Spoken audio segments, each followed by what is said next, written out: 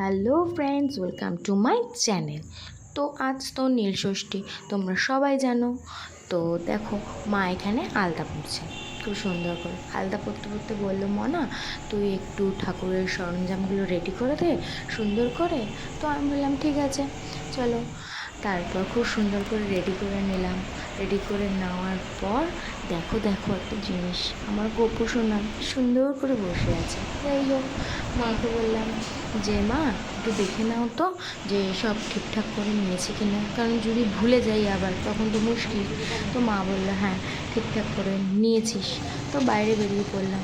বাবা রে, বাইরে বেরিয়ে দেখি কি রোদ, কিন্তু ও ঠিক আছে, বাবার জন্য সব কিছুই করা যায়। তারপর পাশের বাড়ির কাকিমাকে মা ডাকতে গেল।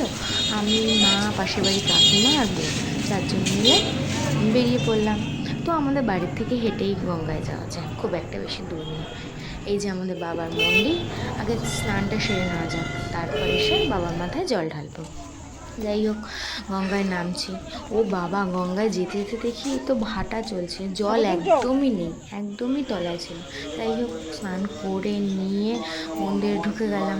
মন্দিরে ঢুকে একটু দাঁড়ালাম, জল ঢালছিল বাবার মাথায়। তো পুরোহিত মশাইও ছিল, তারপর আমরাও জল ঢালা শুরু করলাম। খুব সুন্দর করে দিয়েছি পুজোটা। আসলে আজকে তো নীলষষ্ঠী, পুজোটা তো সাধারণত সব মায়েরাই করে তার সন্তানদের জন্য, কিন্তু আমার মনে হলো বাবার জন্য তো একটু উপোস থাকাই যায়, তাই জন্য আমি উপোস ছিলাম, আর কিছুই না। উপোস করে আবার বাড়িতে এসে সিদ্ধ ভাত খেয়ে নিয়েছি। যাই হোক, খুব সুন্দর করে জল ঢেলে নিয়ে আবার বেরিয়ে পড়লাম বাড়ির উদ্দেশ্যে।